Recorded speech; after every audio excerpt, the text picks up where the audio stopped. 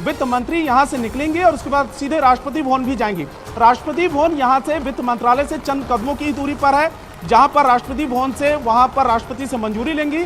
उसके बाद पार्लियामेंट की तरफ जाएंगे और कैबिनेट की बैठक होगी। कैबिनेट की बैठक अप्रूवल के बाद 11 बजे जो निर्धारित समय है बजट पेश करने का, वो बजट पेश किया जाएगा। देखिए, हलचल तो इस समय लगातार हो रही है और यही वक्त है जब निर्मला सीतारमण केंद्रीय वित्त मंत्री दोनों ही वित्त राज्य मंत्रियों के साथ में बाहर निकलेंगे और किसी भी वक्त लगातार मैं लाइव तस्वीरें यहां पर दिखा रहा हूं कि किसी भी वक्त यहां से निकलेंगे। इसके बाद राष्ट्रपति भवन की तरफ वो रवाना होंगे और वहां से मंजूरी के बाद में पार्लियामेंट की तरफ आगे बढ़ेंगे। जी, बरसात अच्छा संकेत माना जाता है, शुभ संकेत माना जाता है हमारी संस्कृति में। तो उम्मीद सबको यही होगी कि बजट अच्छा हो। और इकोनॉमिक सर्वे हालांकि नहीं पेश किया गया क्योंकि वो भी चुनावी साल में नहीं पेश किया जाता है, वो भी बाद में आता है जैसे पूर्ण बजट आता है। लेकिन सरकार ने एक रिपोर्ट जरूर पेश की। कि पिछले 9 साल में पिछले 9 साल जो रहे हैं उसमें किस तरह की उपलब्धियां रही हैं और किस तरह से अर्थव्यवस्था ने प्रदर्शन किया है। इस रिपोर्ट के मुताबिक भारत की जीडीपी ग्रोथ अगले साल 7% रह सकती है। इधर बजट पेश होने से 2 दिन पहले इंटरनेशनल मॉनेटरी फंड IMF ने साल 2023-24 के लिए ग्रोथ अनुमान 0.4% बढ़ाकर, मतलब 0.4% बढ़ाकर नहीं, 40 बेसिस पॉइंट बढ़ाकर 6.7% कर दिया है, जो मोदी सरकार के लिए सकारात्मक और सुकून की बात है। टैक्स कलेक्शन के आंकड़े रिकॉर्ड स्तर पर पहुंच चुके हैं। दुनिया में आर्थिक चुनौतियों के बावजूद भारत में आर्थिक विकास की रफ्तार लगातार बढ़ रही है।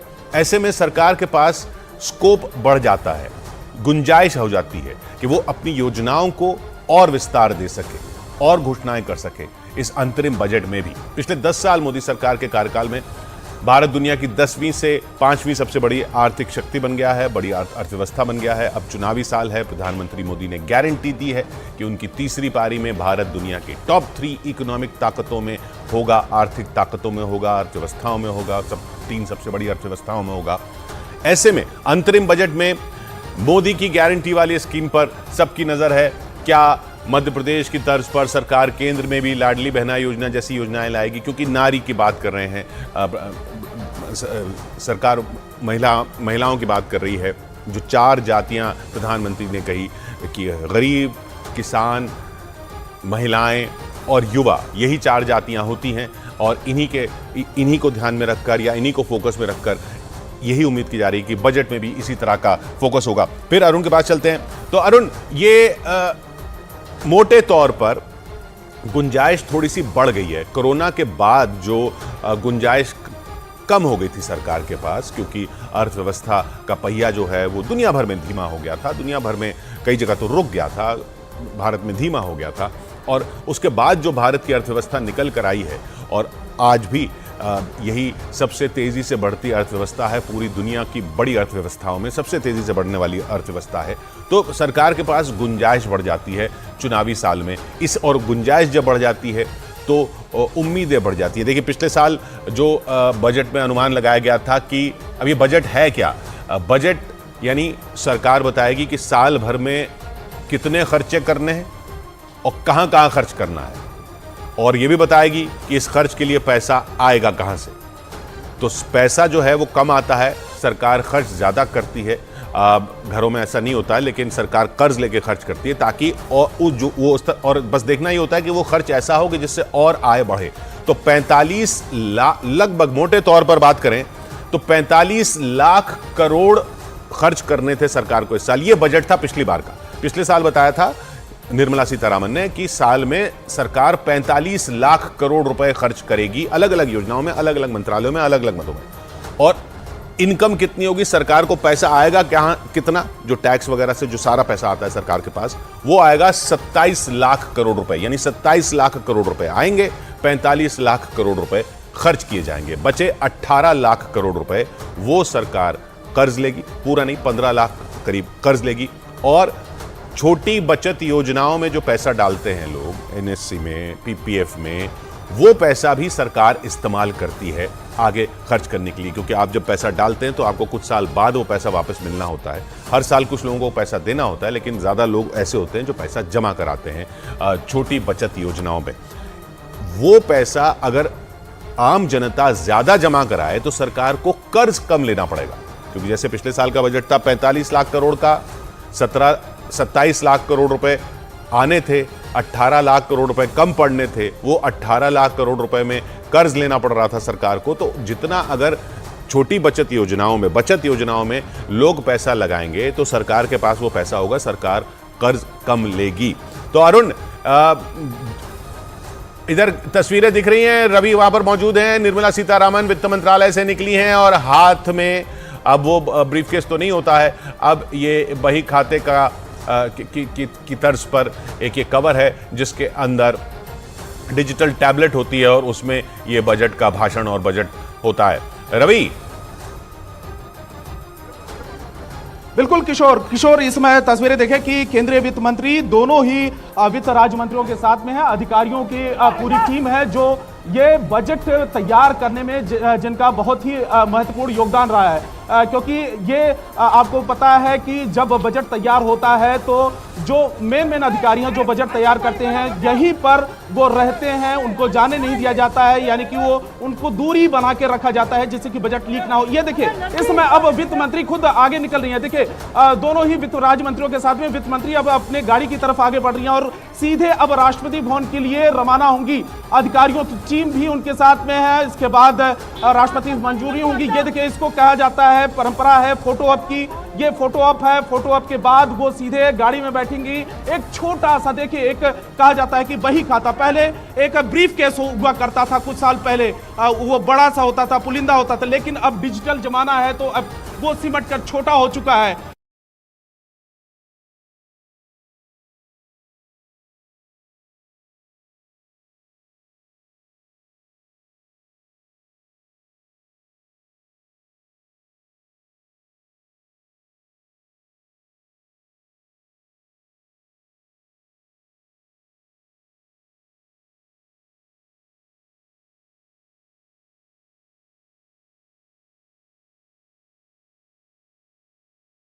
News 18 India.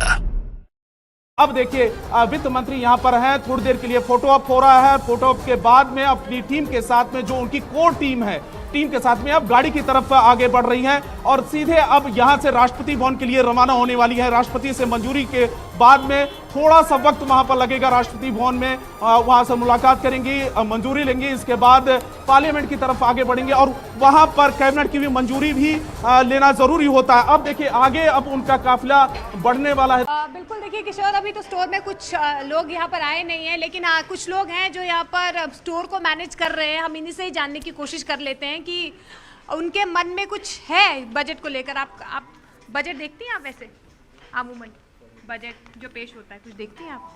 नहीं देखती है?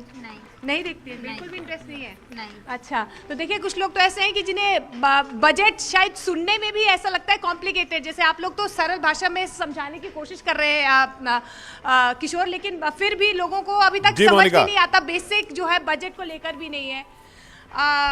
या बजट बस इतना समझना है कि भाई कितना खर्चा करेंगे इस साल, कितनी आमदनी होनी है, और वो जो आमदनी जो है सरकार क्या करती है, खर्चा ज़्यादा करती है आमदनी से, और उसकी भरपाई किस तरीके से कर रही है वो बस सरकार बताती है, और कहाँ कहाँ खर्चे करने हैं मोटे तौर पर। तो हर्षवर्धन जी, वो सरकार जो है कहाँ कहाँ खर्चे करने हैं उसी पे हमें देखना होगा कि दिशा किस तरफ जा रही है। नहीं, मुझे लगता है कि इस सरकार में दिशा बदलती नहीं है।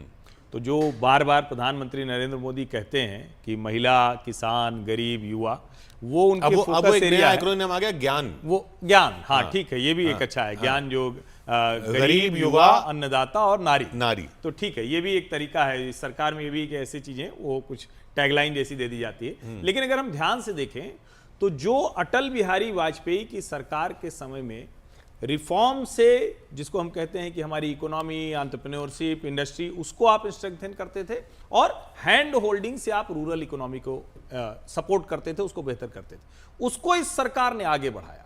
उसमें सरकार ने कई और नई चीजें जोड़ी, जिसको हम प्रधानमंत्री शहरी और ग्रामीण आवास के तौर पर देखते हैं, जिसको हम उज्ज्वला योजना के तौर पर देखते हैं। और आप अगर देखें तो जब हम मनरेगा की बात करते हैं, और मैं अभी देख रहा था कई लोग कह रहे हैं कि शायद उसका बजट बढ़ाया जाए, अब मैं समझ नहीं पा रहा हूं कि उसका बजट क्यों बढ़ाना है, क्योंकि मनरेगा तो आपका स्टॉप गैप अरेंजमेंट है, यानी किसी समय आप उद्योग में रोजगार नहीं दे पा रहे हैं तो आप कहते हैं चलो ठीक है, गांव में जो रहेगा तो उसको एक निश्चित रकम कुछ मिल जाएगी। लेकिन जो नवंबर का डेटा है, आंकड़ा बता रहा है कि मनरेगा की जो डिमांड है वो डिप हुई है, यानी उसके जरिए लोग रोजगार नहीं ले रहे हैं। और आज के समय में 100 रुपए 150 रुपए वाली जो रोजगारी है उसको लेने वाले अगर लोग आपके ज्यादा हैं, उसका प्रोविजन आप ज्यादा कर रहे हैं, तो फिर तो ये खतरा नहीं, पर ये डिमांड जो डिप हुई है, आलोक जी, डिमांड जो हर्षवर्धन जी कह रहे हैं, डिमांड अगर मनरेगा की डिप हुई है, ये संकेत है कि उसकी जरूरत नहीं है, या ये संकेत है कि वो उसके अभी उसमें पैसा कम है इसलिए डिप हुई है? नहीं, इसमें जो मेरा एनालिसिस कहता है कि कोविड के वक्त बहुत तेजी से ऊपर चली गई थी, तो उसके मुकाबले तो डिमांड लगातार डिप हो रही है। लेकिन मनरेगा जैसी योजनाओं की जरूरत अभी भारतीय अर्थव्यवस्था में है, जिस अर्थव्यवस्था में 80 करोड़ बीच में तो एक बार जब मनरेगा आई थी उसके बाद तो एक अर्बन गारंटी की भी बात, अर्बन एम्प्लॉयमेंट गारंटी की भी बात हो रही थी, चर्चा हो रही थी, लेकिन वो फिर उसके बारे में गंभीरता से विमर्श किया नहीं गया।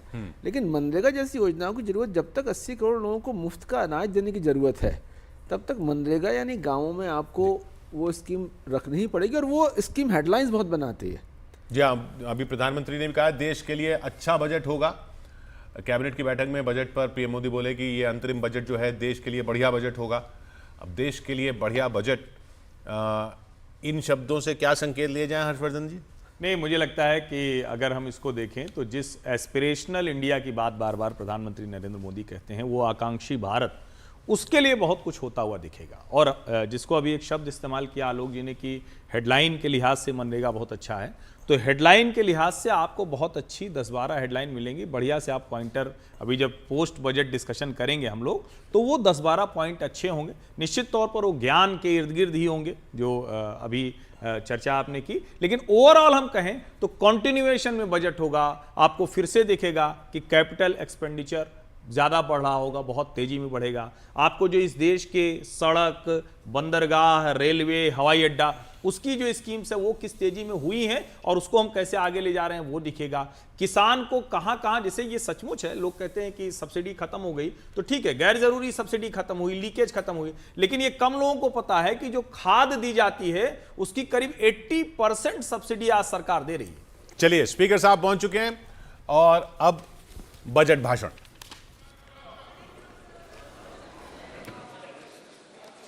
माननीय सदस्यगण, आपको बुलेटिन भाग 2 के माध्यम से पहले ही सूचित किया गया है कि माननीय वित्त मंत्री जी के बजट भाषण की प्रतियां आपको हार्ड कॉपी के रूप में उपलब्ध कराई जाएगी। अतः बजट प्रस्तुत हो जाने के पश्चात माननीय सदस्य बजट भाषण की प्रति प्रकाशन काउंटर से प्राप्त कर सकते हैं। आपको ये भी सूचित किया जाता है कि माननीय मंत्री द्वारा बजट प्रस्तुत किए जाने के पश्चात उसे मेंबर पोर्टल पर भी उपलब्ध करा दिया जाएगा। माननीय वित्त मंत्री जी,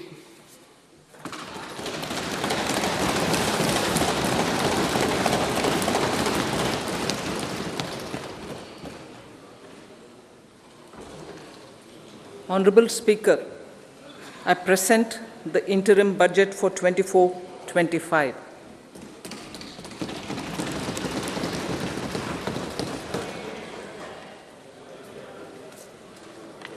The Indian economy has witnessed profound positive transformation in the last 10 years. The people of India are looking ahead to the future with hope and optimism. With the blessings of the people, when our government, under the visionary and dynamic leadership of Honorable Prime Minister Shri Narendra Modi, assumed office in 2014, the country was facing enormous challenges. With Sabka Saath, Sabka Vikas as its mantra, the government overcame those challenges in right earnest. Structural reforms were undertaken. Pro-people programs were formulated and implemented promptly. Conditions were created for more opportunities for employment and entrepreneurship. the economy got a new vigor. The fruits of development started reaching the people at scale. The country got a new sense of purpose and hope. Naturally, the people blessed the government with a bigger mandate. In the second term, our government, under the leadership of Honorable Prime Minister, doubled down on its responsibilities to build a prosperous country with comprehensive development of all people and all regions. Our government strengthened its mantra to Sabka Saath, Sabka Vikas, and Sabka Vishwas. Our development philosophy covered all elements of inclusivity, namely social inclusivity through coverage of all strata of the society, and geographical inclusivity through development of all regions of the country. With the whole of nation approach of Sabka Prayas, the country overcame the challenges of once-in-a-century pandemic, took long strides towards Atmanirbhar Bharat, committed to Panch Pran, and laid solid foundations for the Amrit Kal. As a result, our young country has high aspirations, pride in its present, and hope and confidence for a bright future. We expect that our government, based on its stupendous work, will be blessed again by the people with a resounding mandate. Inclusive development and growth. Our humane and inclusive approach to development is a marked and deliberate departure from the earlier approach of provisioning up to village level. Development programs were thus provisioned.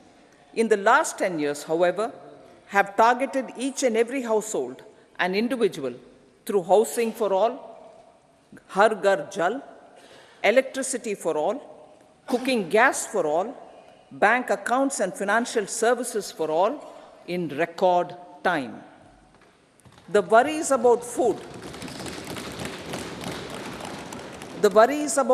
have been eliminated through free ration for 80 crore people. Minimum support prices for the produce of Annadata are periodically increased appropriately. These and the provision of basic necessities have enhanced real income in the rural areas. Their economic needs could be addressed, thus spurring growth and generating jobs. Social justice. Our government is working with an approach to development that is all-round, all-pervasive, and all-inclusive. Sarvangin, Sarvasparshi, or Sarvasamaveshi. It covers all castes and people at all levels. We are working to make India a Vikasit Bharat by 2047. For achieving that goal, we need to improve people's capability and empower them. Previously, social justice was mostly a political slogan. For our government, social justice is an effective and necessary governance model. The saturation approach of covering all eligible people is the true and comprehensive achievement of social justice. This is secularism in action, reduces corruption, and prevents nepotism, prevents Bhai Bhatijawad. There is transparency and assurance that benefits are delivered to all eligible people. The resources are distributed fairly. All, regardless of their social standing, get access to opportunities. We are addressing systemic inequalities that had plagued our society. We focus on outcomes and not on outlays, so that the social economic transformation is achieved. As our Prime Minister firmly believes, we need to focus on 4 major castes. They are Garib, Mahilaye, Yuva, and Annadata. Their needs, their aspirations, and their welfare are our highest priority. The country progresses when they progress. All four require and receive government support in their quest to better their lives. Their empowerment and well-being will drive the country forward. Garib Kalyan, Desh Ka Kalyan. We believe in empowering the poor. The earlier approach of tackling poverty through entitlements had resulted in very modest outcomes. When the poor became empowered partners in the development process, government's power to assist them also increases manifold. With the pursuit of Sabka Saath, in these 10 years, the government has assisted 25 crore people to get freedom from multi-dimensional poverty. Our government's efforts are now getting synergized with energy and passion of such empowered people. This is truly elevating them from poverty. Direct benefit transfer of 34 lakh crore rupees from the government using PM Jan Dhan accounts has led to savings of 2.7 lakh crores of rupees for the government. This savings has been realized through avoidance of leakages prevalent earlier. The savings have helped in providing more funds for Garib Kalyan. PM Swanidhi has provided credit assistance to 78 lakh street vendors. From that total of 78 lakh street vendors, 2.3 lakh have received credit for the third time. PM Janman Yojana reaches out to the particularly vulnerable tribal groups who have remained outside the realm of development so far. PM Vishwakarma Yojana provides end-to-end support to artisans and craftspeople engaged in 18 trades. The schemes for empowerment of Divyangs and transgender persons reflect firm resolve of our government to leave no one behind. Welfare of Annadata. Farmers are our Annadata. Every year under PM Kisan Samman Yojana, direct financial assistance is provided to 11.8 crore farmers, including marginal and small farmers. Crop insurance is given to 4 crore farmers under PM Fasal Bima Yojana. These, besides several other programs, are assisting Annadata in producing food for the country and for the world. Electronic National Agricultural Market has integrated 1,361 mandis and is providing services to 1.8 crore farmers with trading volume of 3 lakh crores of rupees. The sector is poised for inclusive, balanced, higher growth and productivity. These are facilitated from farmer-centric policies, income support, coverage of risks through price and insurance support, promotion of technologies and innovations through startups. Empowering the Amrit PD, the Yuva. Our prosperity depends on adequately equipping and empowering the youth. The National Education Policy 2020 is ushering the transformational reforms. PM Schools for Rising India, PM Shri, are delivering quality teaching and nurturing holistic and well-rounded individuals.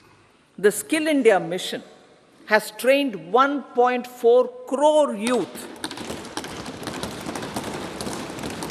upskilled and reskilled 54 lakh youth, and established 3,000 new ITIs, a large number of institutions of higher learning, namely 7 IITs, 16 triple ITs, 7 IIMs, 15 AIMS, and 390 universities have been set up.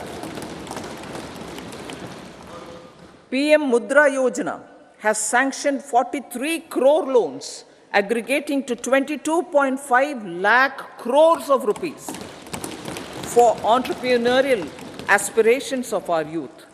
Besides that, Fund of Funds, Startup India, and Startup Credit Guarantee schemes are assisting our youth.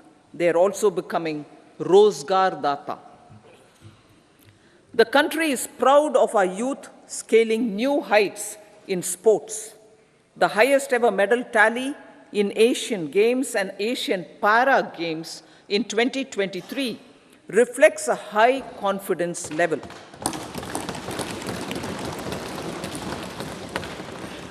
Chess prodigy and our #1 ranked player Pragnananda put up a stiff fight against the reigning world champion Magnus Carlsen in 2023.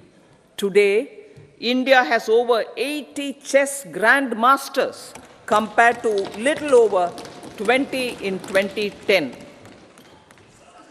Momentum for Nari Shakti, the empowerment of women through entrepreneurship, ease of living, and dignity for them has gained momentum in these 10 years. 30 crore Mudra Yojana loans have been given to women entrepreneurs. Female enrollment in higher education has gone up by 28% in 10 years. In STEM courses, girls and women constitute 43% of enrollment, one of the highest in the world. All these measures are getting reflected in the increasing participation of women in workforce. Making triple talaq illegal, reservation of 1/3 seats for women in the Lok Sabha and state assemblies, and giving over 70% houses under PM Awas Yojana in rural areas to women,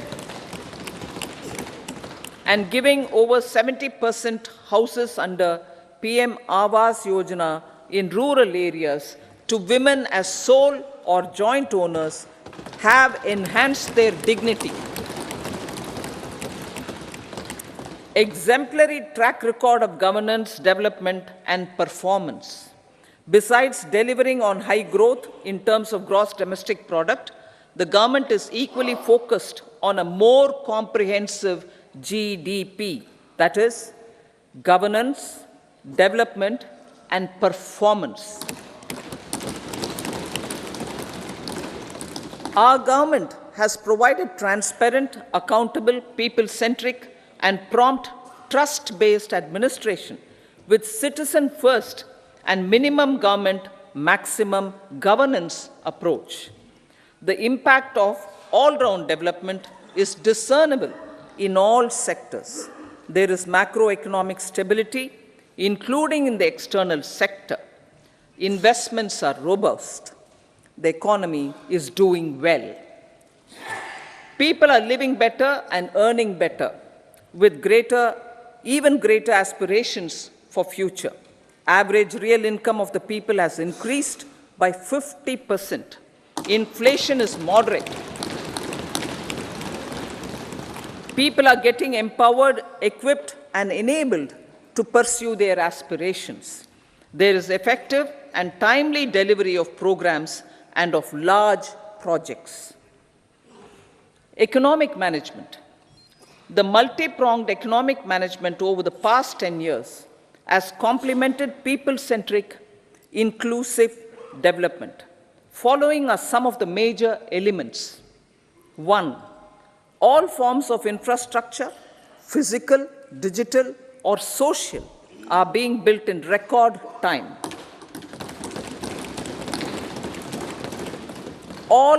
Number 2, all parts of the country are becoming active participants in economic growth.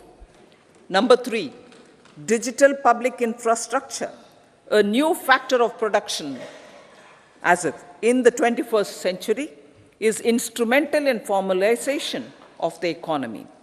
Number 4, goods and services tax has enabled one nation, one market, one tax. Tax reforms have led to deepening and widening of tax base. Number 5, strengthening of the financial sector has helped in making savings, credit, and investments more efficient. Number 6, GIFT, IFSC, and the Unified Regulatory Authority, IFSCA, are creating a robust gateway for global capital and financial services for the economy. Number 7, proactive inflation management has helped keep inflation within the policy band. Now, the global context, Honorable Speaker, sir. Geopolitically, global affairs are becoming more complex and challenging with wars and conflicts. Globalization is being redefined with reshoring and friendshoring, disruption and fragmentation of supply chains, and competition for critical minerals and technologies. A new world order is emerging after the COVID pandemic. India assumed the G20 presidency during very difficult times for the world. The global economy was going through high inflation, high interest rates, low growth, very high public debt, low trade growth, and climate changes. The pandemic has led to a crisis of food, fertilizer, fuel, and finances for the world, while India successfully navigated its way.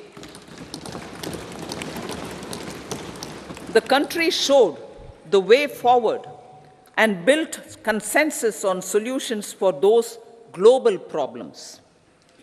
The recently announced India-Middle East-Europe economic corridor is a strategic and economic game changer for India and others. In the words of Honorable Prime Minister, the corridor, and I quote, will become the basis of world trade for hundreds of years to come, and history will remember that this corridor was initiated on Indian soil, unquote. Vision for Vikasit Bharat. Our vision for Vikasit Bharat is that of prosperous Bharat in harmony with nature, with modern infrastructure, and providing opportunities for all citizens and all regions to reach their potential. With confidence arising from strong and exemplary track record of performance and progress, earning Sabka Vishwas, the next 5 years will be years of unprecedented development and golden moments to realize the dream of developed India by 2047. The trinity of demography, democracy, and diversity, backed by Sabka Prayas, has the potential to fulfill aspirations of every Indian. As Honorable Prime Minister in his Independence Day address to the nation mentioned, I quote, "There is no dearth of opportunities, as many opportunities as we want. The country is capable of creating more opportunities. Sky is the limit," unquote. Strategy for Amrit Kal. Our government will adopt economic policies that foster and sustain growth, facilitate inclusive and sustainable development, improve productivity, create opportunities for all, help them enhance their capabilities, and contribute to generation of resources to power investments and fulfill aspirations. Guided by the principle, reform, perform, and transform, the government will take up next generation reforms and build consensus with the states and stakeholders for effective implementation. It is an important policy priority for our government to ensure timely and adequate finances, relevant technologies, and appropriate training for the micro, small, and medium enterprises, MSMEs, to grow and also compete globally. Orienting the regulatory environment to facilitate their growth will be an important element of this policy mix. Aligning with the Panchamrit goals, our government will facilitate sustaining high and News 18 India. वित्त मंत्री पहुंच चुके हैं संसद भवन के gate पर। वित्त मंत्री और दोनों वित्त राज्य मंत्री वहां मौजूद। अब वित्त मंत्री संसद भवन पहुंच चुकी हैं। 10 बजने को हैं। 11 बजे वित्त मंत्री का भाषण शुरू होगा, बजट भाषण, अंतरिम बजट भाषण, और तब देश जान पाएगा कि क्या ये सब जो उम्मीदें हैं जिनकी बात हो रही हैं वो कितनी पूरी होती हैं और किसकी ज़्यादा पूरी होती हैं, किसी वर्ग की ज़्यादा पूरी होती हैं या किसी क्षेत्र की ज़्यादा पूरी होती हैं। ये सब 11 बजे जब बजट भाषण शुरू होगा तब तस्वीर साफ होगी। यहाँ हम बात कर रहे थे मिडिल क्लास की, सैलरीड क्लास की। अश्विनी जी हमारे साथ हैं। लौटते हैं उस टॉपिक पर। स्टैंडर्ड डिडक्शन पर एक उम्मीद लगाया बैठा है वेतनभोगी क्लास जो है, और हम ये बता रहे थे, अश्विनी जी ये बता रहे थे कि स्टैंडर्ड डिडक्शन होती क्या है। जैसे जो कारोबारी है वो अपना कारोबार में पैसा कमाने के लिए कुछ खर्चा करता है, उस खर्चे को माइनस कर देता है अपनी इनकम में से और बाकी बची हुई इनकम पर ही टैक्स देता है। वेतन, मोटे तौर पर, अगर मैं गलत बोल रहा हूं तो आप मुझे करेक्ट कीजिएगा, मोटे तौर पर आप ये कह रहे हैं कि जो खर्चे वेतन भोगी करता है, मतलब मिलता तो उसे वेतन है, वो पूरी की पूरी इनकम हो मानी जाती थी, लेकिन आप ऑफिस जाते हैं तो कुछ इंसिडेंटल एक्सपेंसेस आप ले लीजिए। हाँ। जो भी ऑफिस आने जाने के खर्चे हैं, ऑफिस आने जाने का खर्चा, कपड़े वपड़े के खर्चे हैं, भाई आप एक ऑफिस के लिए कुछ कपड़े अलग से पहनेंगे। अच्छा, जो ऑफिस से दूर रहते हैं वो ज्यादा बिल लगा दें, ऐसा कुछ नहीं है, एक स्टैंडर्ड डिडक्शन। उन्होंने फिर उसको इस तरह से आसान कर दिया कि स्टैंडर्ड हम ये मानते हैं कि आपका साल में इतना खर्चा हो जाएगा। तो कितना मान रहे हैं अभी तक? अभी 50,000 साल का 50,000 साल का 50। अभी सरकार ये मानती है, या सरकार माने या ना माने, मतलब इनकम टैक्स के हिसाब से ये माना जाता है कि 50,000 रुपए आपके खर्च हो जाते हैं अपने ऑफिस का काम करने के लिए। हाँ, मतलब ऑफिस से रिलेटेड कुछ खर्चा है, हाँ, जिसकी कोई छूट नहीं मिलती और इनकम में उतनी कटौती हो जाती है, तो उतनी इनकम पे टैक्स नहीं लेना चाहिए, तो इसलिए थोड़ा सा रिलीफ। तो जो भी आपकी इनकम होगी, जो भी आपकी सैलरी होगी, उसमें से 50,000 माइनस करके मानी जाएगी। अगर आपकी सैलरी 10 लाख है तो माना जाएगा आपकी 9.5 है, अगर आपकी 5 लाख है तो माना जाएगा 4.5 है। ये है स्टैंडर्ड डिडक्शन। वो अभी 50,000 है।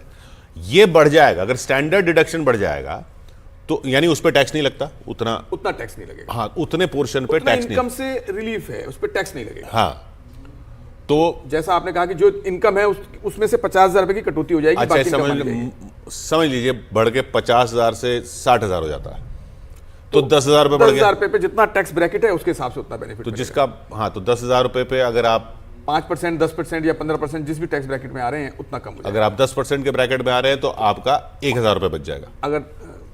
अगर मान लो 10,000 के ऊपर 1,000 रुपए और, मतलब 50,000 के बजाय माना जाएगा स्टैंडर्ड डिडक्शन 60,000। 10,000 पे 10% आपका बचेगा क्योंकि उस पर टैक्स लग जाता, तो 1,000 बचेगा। तो टैक्स की साल का 1,000 बचेगा। तो टैक्स की बहुत ज्यादा बचत नहीं है।